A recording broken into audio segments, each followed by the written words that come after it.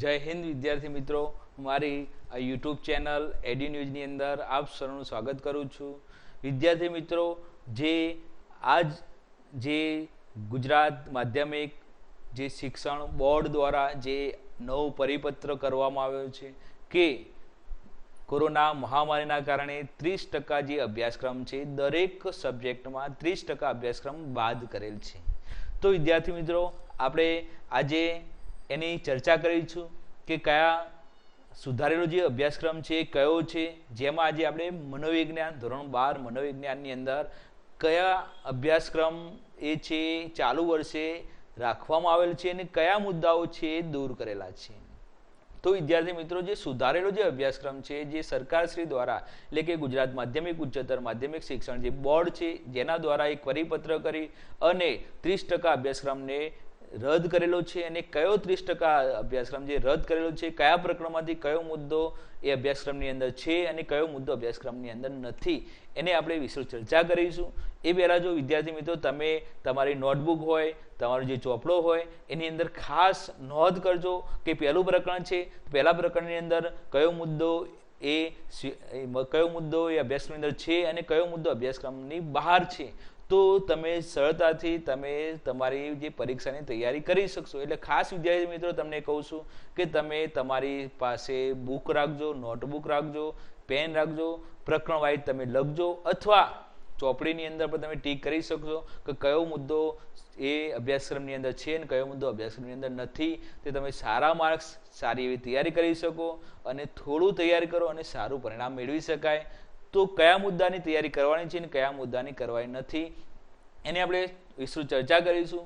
અને તમારી જે બોર્ડની પરીક્ષા છે એ 5મા મહિનાની અંદર 2021ના 5મા મહિનાની અંદર પરીક્ષા લેવાની છે, જે HSC એક્ઝામ છે અને એને અનુલક્ષીને જ સરકારશ્રીએ આ 30% અભ્યાસક્રમ બાદ કરેલો છે અને સુધાર એટલે કે નવો અભ્યાસક્રમ આપેલો છે.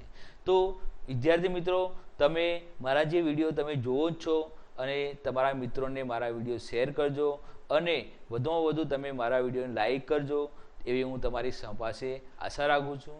જોઈએ આપણે જે સરકારશ્રીએ જે પરિપત્ર કરેલો 6/10/2020 પરિપત્ર કરેલો છે, જેમાં શૈક્ષણિક વર્ષ 2020-21 માટે ધોરણ 9 થી 12માં સુધારેલો અભ્યાસક્રમ આપ્યો છે અને એ સુધારેલો અભ્યાસક્રમ છે એ પ્રમાણે જ દરેક સ્કૂલોની અંદર એ અભ્યાસક્રમ પ્રમાણે શિક્ષણ કાર્ય કરવાનું રહેશે.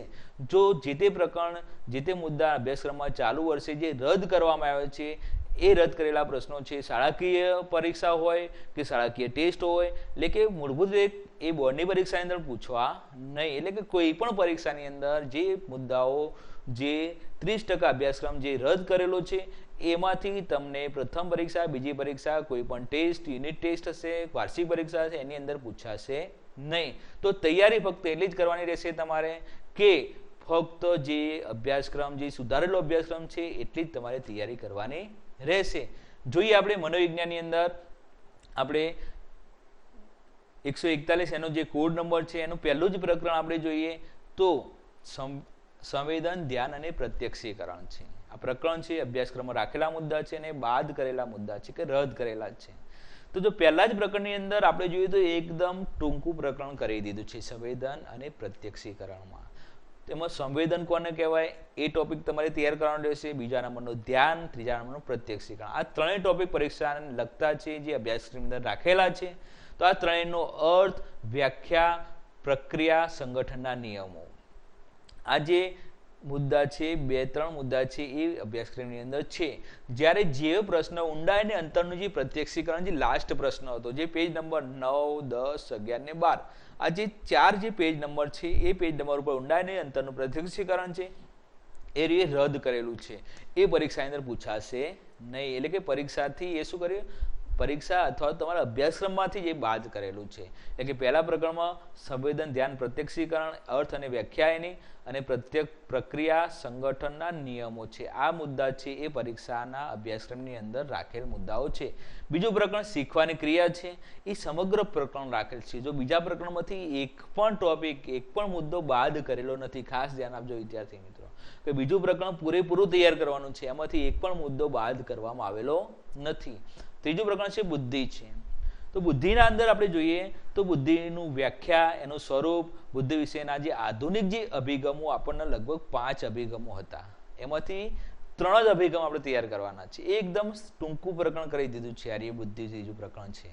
બુદ્ધિનું વ્યાખ્યાનું સ્વરૂપ, બુદ્ધિના અભિગમોમાં સ્ટર્નબર્ગનો ત્રિપુટી સિદ્ધાંત, ગાર્ડનરનો બહુત બુદ્ધિનો સિદ્ધાંત, જેપી દાસનો પાસ સિદ્ધાંત, આ 3 સિદ્ધાંત તૈયાર કરવાના છે. જ્યારે આ બે સ્પીયરમેન અને ગિલફર્ડનો જે ત્રિપરિમાણિક સિદ્ધાંત હતો એ આપણે તૈયાર કરવાના નથી, જે આવડે એવા પણ ન હતા, એ ખૂબ જ હાર્ડ હતા. એટલે કે 3 સરળ છે, 3 અભિગમો અને બુદ્ધિની વ્યાખ્યાનું સ્વરૂપ. આ 2-3 ટોપિક જ તમારે પરીક્ષાની અંદર છે. જ્યારે તમે જુઓ તો આ જે બીજા 2 અભિગમો છે એ બાદ કરી દીધા છે. બુદ્ધિ કસોટીઓ, જે બુદ્ધિ કસોટીઓ આપણે જોઈએ તો 4-5 જે બુદ્ધિ કસોટીઓ હતી, રેવનની, અહીંયા ક્રોફમેનની હતી, સ્ટર્નફર્ડની હતી, આ તમામ જે બુદ્ધિ કસોટીઓ શું કરી છે, રદ કરી છે. અભ્યાસક્રમમાં તમને તૈયારી કરવાની નથી બુદ્ધિ કસોટીઓની. જે પેજ નંબર જોઈએ તો 28, 29, 31, 36, 37, 38 છે. ચોપડીની અંદર જોજો તમે, ચોપડીની અંદર પેજ નંબર 28 થી જે 38 છે એ પેજ ઉપર જે પ્રશ્ન એની તૈયારી કરવાની નથી. તેમજ 9 થી 12 જે પ્રશ્ન જે પેજ છે ચોપડીના એની પણ તૈયારી કરવાની નથી, એ બાદ કરેલું છે. ચોથા નંબરનું મનોવલણ અને પૂર્વગ્રહ છે. તો મનોવલણ અને પૂર્વગ્રહની અંદર મનોવલણનો જે અર્થ, સ્વરૂપ, મનોવલણ ઘડતર, ઉદાહરણ રૂપ વર્તન, મનોવલણ ઘડતર પર અસર કરતા ઘટકો અને મનોવલણમાં પરિવર્તનની રીતો છે. આ મુદ્દા અભ્યાસક્રમની અંદર એ ચાલુ વર્ષે છે એ પ્રશ્નો, આ મુદ્દામાંથી પ્રશ્નપત્રની અંદર પ્રશ્નો જોવા મળશે. જ્યારે આ જે મુદ્દા છે એમાં તમને પરીક્ષા અંદર પૂછાશે નહીં. એટલે મનોબળ સંપાદનની રીતોમાં કારક અભિસંધાન, શાસ્ત્રીય અભિસંધાન, નિરીક્ષણાત્મક શિક્ષણ, ઉદાહરણરૂપ વર્તન, આ જે 4-3 મુદ્દા છે એ પરીક્ષાની અંદર તમને અભ્યાસક્રમની અંદરથી શું કર્યા છે, રદ કર્યા છે. પેજ નંબર 46 અને 47 છે. જે કારક અભિસંધાન જોઈએ, શાસ્ત્રીય અભિસંધાન, નિરીક્ષણાત્મક શિક્ષણ અને ઉદાહરણરૂપ વર્તન, તેમજ મનોવલણ પરિવર્તનના અવરોધો, જે પેજ નંબર 50 ઉપર છે. પેજ નંબર 50 ઉપર રહેલો આ પ્રશ્ન પણ શું કર્યો છે, અભ્યાસક્રમમાંથી શું કર્યો છે, બાદ કરેલો છે. તેમજ 5મા નંબરનું પ્રકરણ જોઈએ, મનોભાર અને સ્વાસ્થ્ય. મનોભાર અને સ્વાસ્થ્યની અંદર મનોભારનું જે ઉદ્ગમ સ્થાનો, મનોભારના પ્રકારો અને એની અસરો, એ મુદ્દો જે અભ્યાસક્રમની અંદર છે. તેમજ મનોભારની પ્રક્રિયાઓમાં વર્તનિક અને બોધાત્મક પ્રક્રિયાઓ અને બીજા નંબરની આવેગાત્મક પ્રક્રિયાઓ છે. તેમજ મનોભારને પહોંચી વળવાની રીતો અને માનસિક સ્વાસ્થ્ય. આટલા ટોપિકો એ તમારા અભ્યાસક્રમની અંદર ચાલુ રાખેલા પ્રકરણો, ચાલુ રાખેલા ટોપિકો છે. જ્યારે આ બાદ કરેલા છે, મનોભારનો અર્થ, સ્વરૂપ, લેજારસનું કોષ્ટક, મોડેલ, મનોભારની પ્રક્રિયાઓમાં શારીરિક પ્રક્રિયાઓ, પેજ નંબર 58 અને 62 જે છે, આ જે મુદ્દાઓ છે એ તમારા જે અભ્યાસક્રમ જે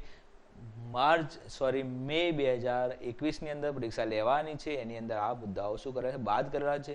એટલે કે જે આ બાદ કરેલા મુદ્દા છે એની તમારે તૈયારી કરવાની નથી. તૈયારી ફક્ત જે અભ્યાસક્રમમાં છે એ જ મુદ્દાની તૈયારી કરવાની છે.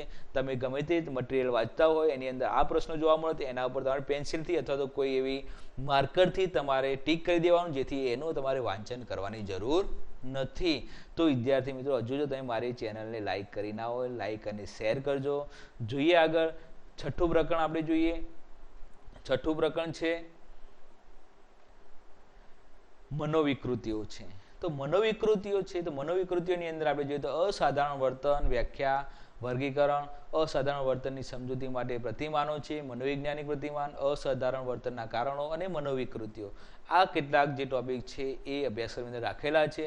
જ્યારે અસાધારણ વર્તનની સમજૂતી માટેના પ્રતિમાનની અંદર જૈવિક પ્રતિમાન છે, એટલે કે પેજ નંબર 78 ઉપર જે જૈવિક પ્રતિમાનો છે એ અભ્યાસક્રમમાંથી રદ કરેલા છે. તો આ ટોપિક તૈયાર કરવાનો નથી, જે 78 નંબર પેજ ઉપર છે.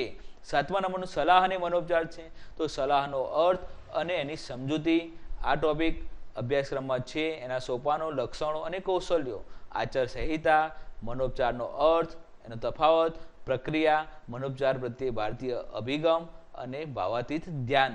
આ જે મુદ્દાઓ છે જે અભ્યાસક્રમની અંદર રાખેલા છે અને એમાંથી પરીક્ષાની અંદર પ્રશ્નો પૂછાવા છે. જ્યારે રદ કરેલા છે, મનોપચારનો અભિગમ રદ કરવા, મનોપચારના અભિગમો રદ કરી રાખેલા છે. મનોવિશ્લેષણ અભિગમ, મનોપચાર અભિગમ, બોધાત્મક અભિગમ, રોજર્સનો અસીલ કેન્દ્રિત અભિગમ, એટલે કે જે પેજ નંબર 98, 99 અને 100 જે ચોપડીના પેજ નંબર 98, 99 અને 100 જે પેજ નંબર છે એ શું કર્યા છે, એ મુદ્દા પરના જે મુદ્દાઓ છે એ પેજ ઉપરના એને રદ કરેલા છે. અભ્યાસક્રમની અંદર એનો સમાવેશ કરવામાં આવેલો નથી. 8મા નંબરનું પર્યાવરણ અને વર્તન, જેમાં જોઈએ આપણે તો માનવીય પર્યાવરણ સંબંધ અને તેના ઘટકો, માનવ વર્તનની પર્યાવરણ અસર, પર્યાવરણને બચાવવાના ઉપાયો. આ જે 3-4 ટોપિક છે એ અભ્યાસક્રમની અંદર ચાલુ રાખેલા છે. જ્યારે પર્યાવરણ અંગેના જે પ્રતિમાનો છે જે 107 અને 108 પેજ ઉપર છે, પ્રતિમાનો છે એ રદ કરેલા છે, એ પરીક્ષાની અંદર પૂછાશે નહીં.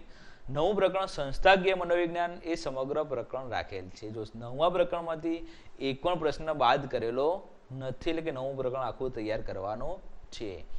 જ્યારે 10મું પ્રકરણ વિધાયક મનોવિજ્ઞાન છે, તો વિધાયક મનોવિજ્ઞાનની અંદર વિધાયક મનોવિજ્ઞાનની વ્યાખ્યા, ધ્યેય, જાતિગત તફાવતો અને સુખ, વિધાયક મનોદશા અને વર્તન, લગ્ન અને સુખ, આ જે મુદ્દા છે એ મુદ્દા અભ્યાસક્રમની અંદર ચાલુ રાખવામાં આવેલા છે. જેમાં એક છે લગ્નના ફાયદા, પશ્ચિમી સંસ્કૃતિ અને સુખાકારી, પૌર્વત્ય સંસ્કૃતિ અને સુખાકારી. જે આ 5-6 મુદ્દા છે એ અભ્યાસક્રમની અંદર ચાલુ રાખવામાં આવેલા છે. અભ્યાસક્રમની અંદર એ મુદ્દા જોવા મળશે. જ્યારે આ મુદ્દા છે એ અભ્યાસક્રમમાંથી બાદ કરેલા છે. સુખ અને સુખાકારીની વ્યાખ્યા અને કારણો, સુખના પ્રકારો, મનોવિજ્ઞાન સુખાકારી માપનની રીતો, લગ્ન અને સુખ, સુખ અને સંસ્કૃતિ, આવા જે મુદ્દા છે બાદ કરેલા છે. જે પેજ નંબર 129, 130, 131, 132 અને 133, 129 થી 133 જે પેજ છે ચોપડીની અંદર, તમામ જે મુદ્દા છે આ 3 મુદ્દાઓ બાદ કરેલા છે.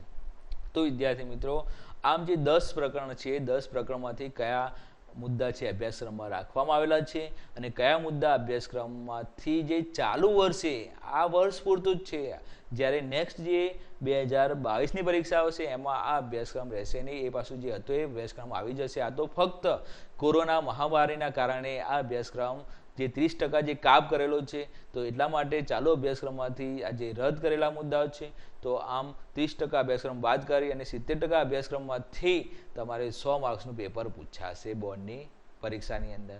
તો વિદ્યાર્થી મિત્રો, જે અભ્યાસક્રમ તમને ખ્યાલ આવી ગયો છે, હજુ પણ જો તમે ટીક કર્યો ના હોય તો મારો વિડીયો ફરીથી જોજો. એની અંદર જઈ અને કયો મુદ્દો કયો મુદ્દો અભ્યાસક્રમની અંદર છે અને કયો મુદ્દો અભ્યાસક્રમમાંથી બાદ કરેલો છે એને ખાસ ટીક કરજો અને એ પ્રમાણે તૈયારી કરજો, જેથી પરીક્ષાની અંદર સારું પરિણામ મેળવી શકો. તો વિદ્યાર્થી મિત્રો, તમે હજુ મારા ચેનલને લાઇક કરીને આવો, સબસ્ક્રાઇબ કરીને આવો, સબસ્ક્રાઇબ કરજો અને વધુમાં વધુ શેર કરજો, જેથી તમામ વિદ્યાર્થીઓ આનો લાભ લઈ શકે. અસ્તુ.